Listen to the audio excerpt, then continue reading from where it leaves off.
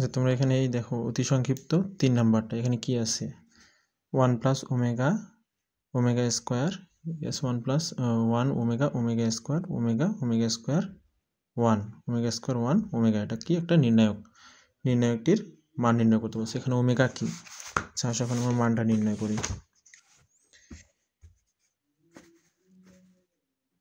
Omega হচ্ছে এককের কাল্পনিক ঘনমূল।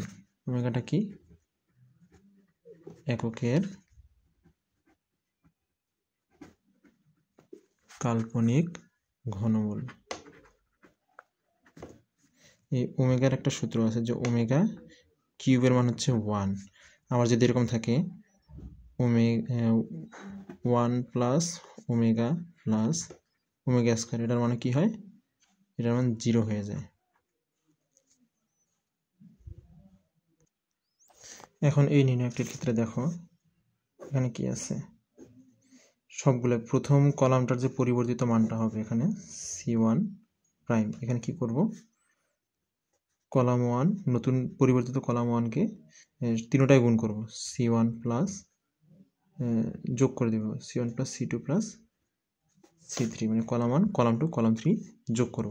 তাহলে পরিবর্তিত কলাম 1টা দেখি আছে 1 প্লাস ওমেগা স্কয়ার।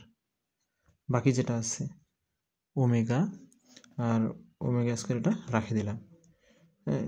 দ্বিতীয় সারির ক্ষেত্রে দেখো কি হবে, এখানে 1 প্লাস ওমেগা স্কয়ার। বাকি যেটা আছে সেটা সেরকমই থাকবে ওমেগা স্কয়ার 1। এখানে এটা দেখো 1 প্লাস ওমেগা স্কয়ার, এখানে কি 1 আর ওমেগা থাকতেছে। তাহলে এটা যে আমরা পাইলাম 1 প্লাস ওমেগা স্কয়ার, এর মান কত? 0। এখানে আমরা কি করব, 0 বসাই দিলাম। Omega square 1 omega square 1 omega.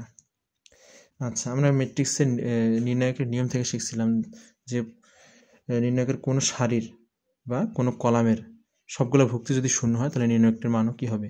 0 হয়ে যাবে। তাহলে এটার মান 0। এটা হচ্ছে আমাদের উত্তর।